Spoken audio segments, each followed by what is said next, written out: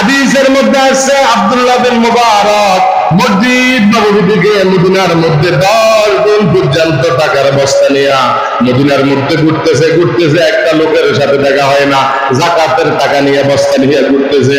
ও মুসলমান ইতিহাসের মধ্যে সাক্ষী, আরেকজন লোকের সাথে যখন দেখা হলো মুসাফির অবস্থা, দেখার পরে বলতেছে, ভাই আপনি আমার একটা উপকার করেন, এই মদিনাতে 10 দিন হয়ে গেল যাকাতের মাল নিয়ে আমি ঘুরতেছি, আমার টাকাগুলা নেওয়ার মতো কোনো লোক নাই, আপনি যদি আমার টাকাগুলা নেন আমার বড় উপকার আসবে। জোরে বলেন সুবহানাল্লাহ।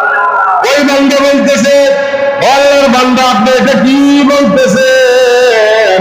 10 দিন পর্যন্ত আমি টাকার বস্তা নিয়ে মদিনাতে ঘুরতেছি, যাকাত নেওয়ার মতো একটা লোক পাইতেছি না।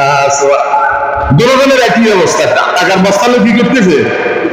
ঘুরতেছে। এটা হাদিসের কথা, দেখবেন টাকার বস্তা নিয়ে ঘুরতেছে, ঘুরার কারণে বিনোদনের লোকে মিলেছে, টাকা নেওয়ার মতো কোনো লোক নাই। কিন্তু আমাদের দেশের ভিতরে যাকাতের মাল নিম্ন লোকের অভাব নাই। কি বলেন? নেওয়ানোর মতো লোকের অসহায় গরিব মিসকিন লোক আছে কিনা নাই? এগুলো আপনি খুঁজে খুঁজে কোরআন থেকে আপনাকে তালাশ করে নিতে হবে। কন্যা সুবহানাল্লাহ। আর সাকিবের যদি আপনি অন্যের সুখের ব্যবস্থা করেন, আল্লাহ আপনার সুখের ব্যবস্থা করে দিবে। কন্যা সুবহানাল্লাহ। একবারে সোজা আওয়াজ বলেন, আপনি যদি অন্যের সুখের ব্যবস্থা করেন, আপনার সুখের ব্যবস্থা আল্লাহ করে দিব। আর আপনি অন্যের ক্ষতি করার জন্য যদি চেষ্টা করেন, আপনার ক্ষতি করার জন্য আল্লাহ বসে দিচ্ছে, আপনার ক্ষতি করা শুরু করে দিব। এই জন্য আমরা মানুষের উপকার করব না মানুষের ক্ষতি করবো? বলেন। কোন সাহাবায়ে কেরাম ক্ষতি করে নাই, কোন তাবিঈন ক্ষতি করে নাই। কন্যা সুবহানাল্লাহ। এই জন্য অনেক হাজি আছে 10 বছর 20 বছর হজ করে, কিন্তু তার আশেপাশে অনেক গরিব লোক আছে, অসহায়, একবেলা ভাত খাইতে পারে না, লবণ দিয়ে ভাত খায়, রসুন দিয়ে ভাত খায়। এরকম লোক আমরা দেখবেন সমাজে আছে। কেউ বলে না বুক খুলাইয়া, কিন্তু রসুন দিয়ে ভাত খায়, লবণ দিয়েও খায়, কিন্তু আমরা আল্লাহ সম্পদ দিয়েছে, আমরা কোনোদিন খোঁজ খবরও নেন নাই। এই হাসরের মাঠে আপনি ধরা খাইবেন। হাসরের মাঠে কি ধরা খাইবেন? আপনি যদি তার সুখের ব্যবস্থা করেন, আপনার মাল কে বাড়াই দিবে?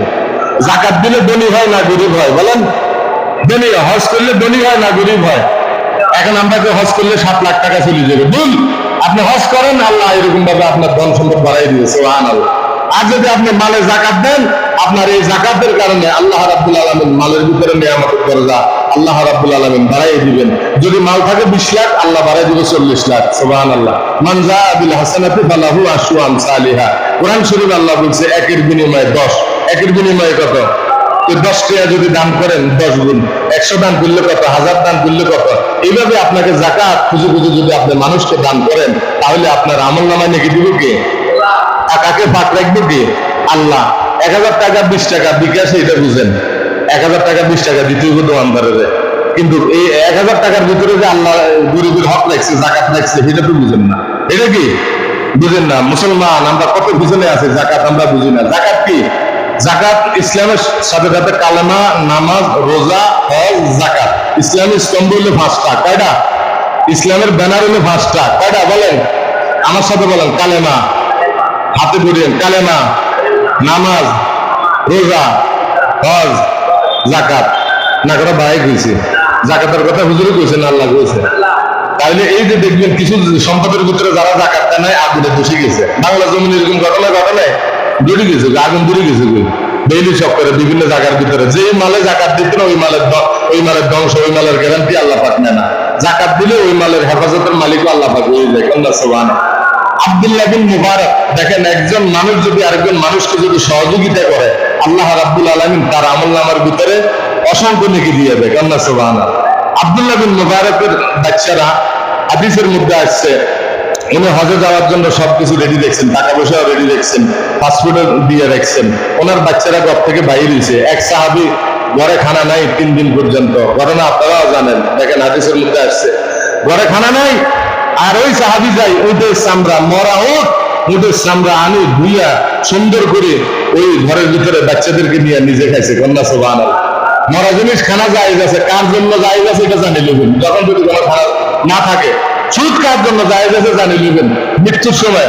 তো এই জন্য মনে করেন যে যে সময় এগুলো মাসলা জানে নিতে হবে, সবসময় খাইতে পারতেন না, সবসময় কি খাইতে পারবেন না। মিথ্যা কথা কম সময় করতে হবে, এটা জানতে হবে। সবসময় মিথ্যা কথা বলা যাবে না। এখন ঘরে যখন খানা পাকাইছে 3 দিন পরে ওদের এরকম চামড়া থেকে গোস্তরে চুলি সুন্দর করে রাঁধছেন, রাঁধে নিজেরা খাইতেছে। অভাবের কারণে এত অভাব, ইমানের পরে আল্লাহ পরীক্ষা, অভাব দিয়ে আল্লাহ দেখে, অভাব দিয়েও আসলে বান্দা আমার মানেনি, কন্যা সুবহানাল্লাহ। এরপরে দেখেন ওই আব্দুল্লাহ বিন মুবারকের বাচ্চারা যখন ঘরের মধ্যে আসছে, আমাদেরকে কিছু খানা দেন, খানা না দিয়ে বাচ্চাদেরকে ধমক দিছে। কি দিছে? ধমক দেওয়ার পরে এই বাচ্চাগুলো মনে করেন ঘরের মধ্যে কাঁদতে কাঁদতে যখন চলে গেলেন, যাওয়ার পরে আব্দুল্লাহ বিন মুবারক হজে যাওয়ার জন্য তৈরি হয়ে গেছে, জোরে বলেন সুবহানাল্লাহ। হজে যাওয়ার জন্য যখন তৈরি হয়ে গেলেন মুসলমান, কিতাবের মধ্যে আসছে বাচ্চা যখন কাঁদতেছে, কেন কাঁদতেছে বলে, আমরা যখন ওই ঘরের ভিতরে গোশত পাঠাইতেছে, গোশতের গ্রাম শুনে আমরা যখন ঘরের মধ্যে গেলাম, আমাদেরকে গোশত না দিয়ে দূরে দিল। আব্দুল্লাহ বিন মুবারক সাথে সাথে ঘরের মধ্যে গেলেন, যাওয়ার ঘরে সালাম দিলেন, আসসালাম, জোরে কর না আসসালাম। কোন ভাইয়ের মধ্যে আমরা সালাম দিলে মোহাব্বত পাইতে হবে, আল্লাহ সুবহানাল্লাহ। এই জন্য আপনি যে দল করেন না কেন, আপনার ব্যক্তিগত ব্যাপার, সবচেয়ে বড় দল মুহাম্মদুর রাসূলুল্লাহ সাল্লাল্লাহু আলাইহি ওয়াসাল্লাম এমন একটা আদর্শ আমাদেরকে শিখিয়ে দিয়েছেন। বড় ছোটকে সালাম দিবে, ছোট বড়কে সালাম দিবে, ধনী গরিবের দিবে, গরিব ধনীকে দিবে, স্বামী স্ত্রী দিবে, স্ত্রী স্বামীকে দিবে, মুসল্লি ইমাম সাহেবকে দিবে, ইমাম সাহেব মুসল্লিকে সালাম দিবে, করে বলেন সুবহানাল্লাহ। এখন আমাদের সালাম নাই। আব্দুল্লাহ বিন মুবারক ঘরের সামনে দাঁড়িয়ে বলতেছে, আসসালামু আলাইকুম ইয়া আহলাল বাইত। এই ঘরওয়ালা তোমরা কেউ আছে নাকি? ঘর থেকে ওই সাহাবী বাইর হওয়ার পরে বলতেছে, এই আমার বাচ্চাদেরকে কেন খানা দিলে না, একটু গোশত দিলে না? তারা কাঁদতে কাঁদতে আমার কাছে নালিশ করলো।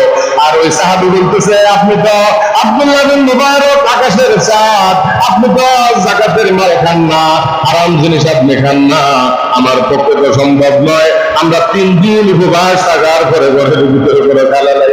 রাস্তার মধ্যে ঘুরে গেলাম, যাওয়ার পরে দেখতেছিলাম একটা উট থেকে সামান্য একটু গোশত, ওই গোশতটা ঘরের মধ্যে নিয়ে আসি পাক করে, জীবন বাঁচানোর জন্য আমাদের জন্য জায়েজ ছিল, কন্যা সুবহানাল্লাহ।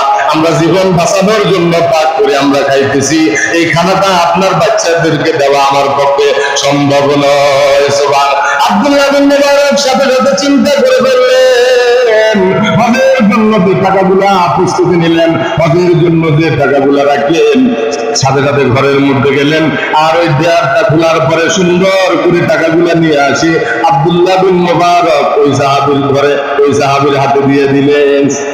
জোরে বলেন না সুবহানাল্লাহ।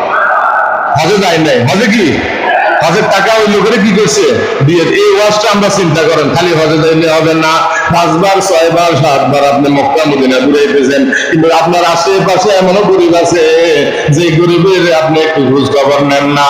আপনি বাইতুল্লাহ যদি 1000 বার কাঁদেন, কিন্তু আশেপাশে যারা আছে তাদেরকে সহযোগিতা করা দরকার আছে কিনা নাই?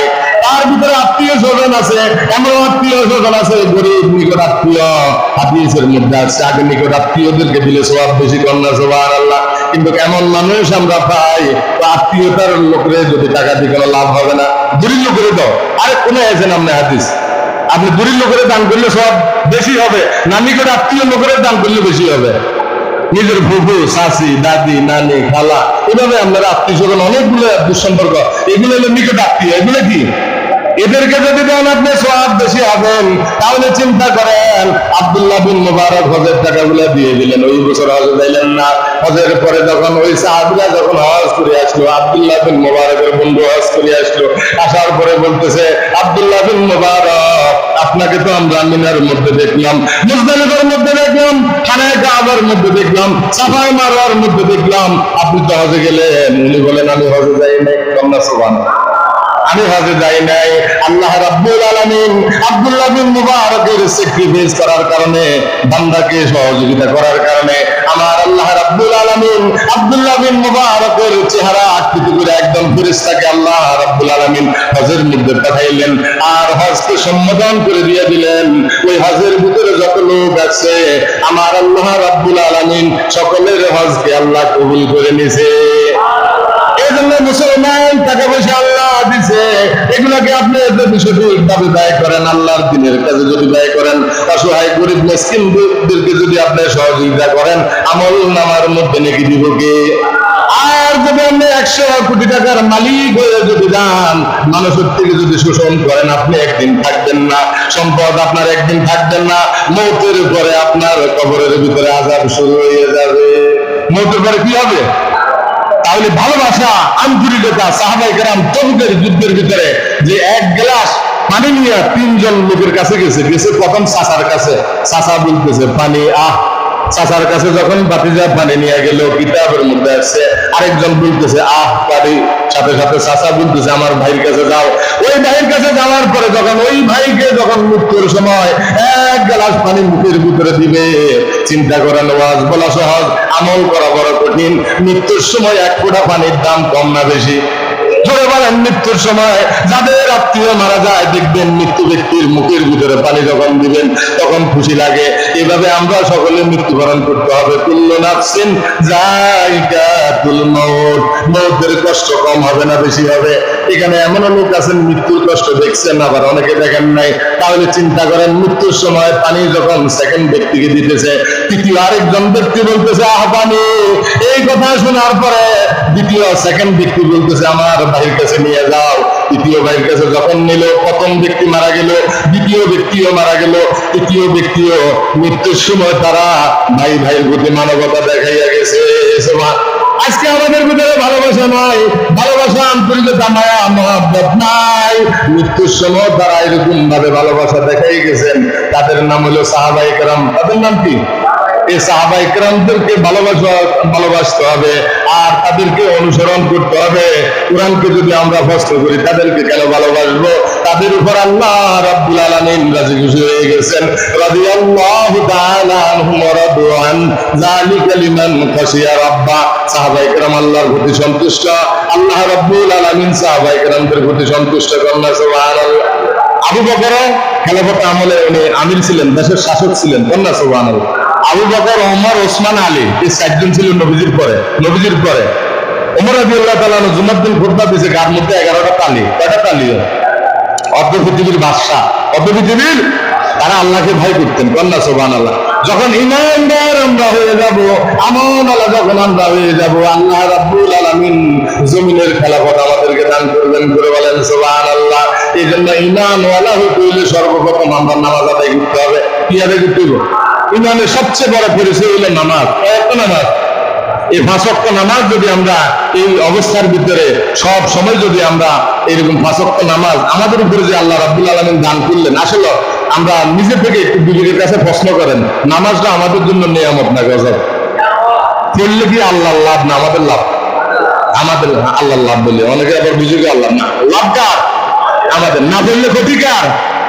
আল্লাহ কোনো ক্ষতিও নেই, লাভ নাই। আল্লাহ রাব্বুল আলামিন বলেন, বান্দা আমার কোনো ছেলে নাই, আমার কোনো মেয়ে নাই, আমার কোনো আত্মীয় স্বজন নাই। এই আসমান বানাইছি তোমাদের জন্য, জমিন বানাইছি তোমাদের জন্য, সূর্য বানাইছি তোমাদের জন্য, আর আমি আল্লাহ মানুষ বানাইছি আমি আল্লাহ পাকের ইবাদত করার জন্য। ওয়ামা খালাকাতুল জিন্না ওয়াল ইনসা ইল্লা লিয়াবুদুন। বান্দা মানুষকে আমি সুন্দর আকৃতি দিয়ে বানাইলাম, তুমি যদি আমি আল্লাহর ইবাদত করো, আমি আল্লাহ রাব্বুল আলামিন তোমার জীবন, দুনিয়ার জীবন সুন্দর করে দিব। মওতের পরে কবর, হাসর, মিজান, ফুলসিরাত আমি আল্লাহ রাব্বুল আলামিন তোমাকে জান্নাত দান করব। সুবহান। এই জন্য 5 ওয়াক্ত নামাজ যদি আমরা জামাতের সাথে আদায় করে আজকে যে আয়াতটা বললাম, সকলে আমার সাথে জবান খুলে পড়েন, লিইলাফি কুরাইশ ইলাফিহিম রিহলাতাশ শিতাই ওয়াস-সাইফ ফালইয়াবুদু রাব্ব হাযাল বাইত আল্লাযী আত'আমাহুম মিন জু' ওয়া আমানাহুম মিন খাউফ। জোরে বলেন না সুবহানাল্লাহ। এই যে সূরাটা আমরা পড়লাম, সূরা কুরাইশের ভিতরে আল্লাহ রাব্বুল আলামিন বলেন, লিইলাফি কুরাইশ, কুরাইশদের আসক্তির কারণে, ইলাফিহিম রিহলাতাশ শিতাই ওয়াস-সাইফ, গ্রীষ্ম এবং শীতকালে আরবরা ব্যবসা করত 2টা সময়, একটা শীত এবং গরমকালে। বলেন, একটা শীত এবং লিইলাফি কুরাইশ ইলাফিহিম রিহলাতাশ শিতাই ওয়াস-সাইফ। আমি আল্লাহ রাব্বুল আলামিন বললাম আরবদেরকে এনে বুঝে আপনি বলে দেন, ফালইয়াবুদু, সকলে বলেন ফালইয়াবুদু রাব্ব হাযাল বাইত। তোমরা যদি ওই বাইতুল্লাহ ঘরের ইবাদত করো, বাইতুল্লাহর মালিকের ইবাদত করো, ওই ঘরে যদি আসি তোমরা ইবাদত করো, আমি আল্লাহ রাব্বুল আলামিন তোমাদের থেকে দুটো জিনিস উঠাইয়া নেব।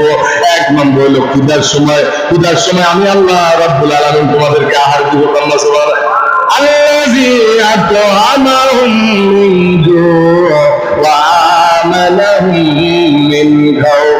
আল্লাযী আত'আমাহুম মিন জু', তোমাদের ক্ষুধার সময় আহার দিব কে? আমাদের ক্ষুধার সময় আহার দেয় কে? তাহলে আল্লাহ বলতেছে বাইতুল্লাহর ঘরে আসে যদি আল্লাহর ইবাদত করো, ক্ষুধার সময় তোমাদেরকে আহার দিব। আর তোমাদের ভিতরে যে ভয় আছে, আল্লাযী আত'আমাহুম মিন জু' ওয়া আমানাহুম মিন খাউফ। বলেন ওয়া আমানাহুম মিন খাউফ, মানে ভয়। যে ভয় তোমরা করতেছ তামাম পৃথিবীর ভিতরে, ওই ভয় তোমাদের থাকবে না। আমি আল্লাহ রাব্বুল আলামিন ওয়াদা করলাম ফালিয়াবুদু রাব্ব হাযাল বাইত, ওই ঘরের মালিকের যদি তোমরা ইবাদত করো, আল্লাযী আত'আমাহুম মিন জু', তোমাদেরকে খাদ্য দিব এবং তোমাদের ভয় আমি আল্লাহ দূর করে দিব। সুবহানাল্লাহ। তাইলে এখন বলেন, এই যে সূরা কুরাইশে যে কথা বলছে, খালি মক্কাবাসীর না আমাদের জন্য? কোরআন শরীফ খালি মক্কাবাসীর না, মানব জাতির জন্য। হুদাল্লিন নাস, সকল মানব জাতির জন্য। এখন বাইতুল্লাহর ইবাদত করা, বাইতুল্লাহ ঘরের ইবাদত করা। বাইতুল্লাহ মানে আল্লাহ পাকের একটা মহাসম্মানিত ঘরের নাম হলো কি? খানায়ে কাবা, বাইতুল্লাহ। 120টা রহমত আসে বাইতুল্লাহর অংশ। তামাম পৃথিবীতে যতগুলো মসজিদ আছে এগুলো হলো বাইতুল্লাহর একটা কি অংশ। এই বাইতুল্লাহ হলো বাইতুল্লাহর একটা অংশ। এখন ইবাদত করতে হলে মসজিদে আসার দরকার আছে কিনা নাই? কিছু বিশ্বাসের আছে, মসজিদে যায় তারা নামাজ হয়, এরকম লোক আছে কিনা নাই? মসজিদে যায় নামাজ ধরে, দেখে নামাজ ধরে। এই জন্য ইমান আমল ধ্বংস করার জন্য বহু বেতনা আছে। আপনি মসজিদে আসেন নামাজের জন্য, কি দোয়া নেবেন নামাজ পড়বেন? ঘরে তো মহিলারা পড়বো, ঘরে কে পড়বো? পুরুষ মসজিদে আসে নামাজ পড়বো। আমরা কি মসজিদে ইবাদত করি না আল্লাহর ইবাদত করি? তো আল্লাহর যদি ইবাদত করেন, ইবাদত করতে হলে নিখুঁত ভাবে একটা শান্তি আসে মসজিদে আসলে। কোথায় আসলে? আর রাস্তাঘাটে বসে এত কোনো ওয়াজ করলে এত শান্তি আসছে না। মসজিদে বসলে, মসজিদে কথা শুনলে আল্লাহ শান্তি দেয়। বলেন না আমিন? এই মসজিদে বসে ইবাদত করার জন্য কার কার নিয়ত আছেন? একটা হাত তুলে। আল্লাহ আপনি আমাদের সকলকে কবুল করে, বলেন আমিন। আল্লাহ আপনি আমাদের গুনাহগার মাফ করে দেন। 5 ওয়াক্ত নামাজ মসজিদে জামাতের সাথে করার তৌফিক দেন।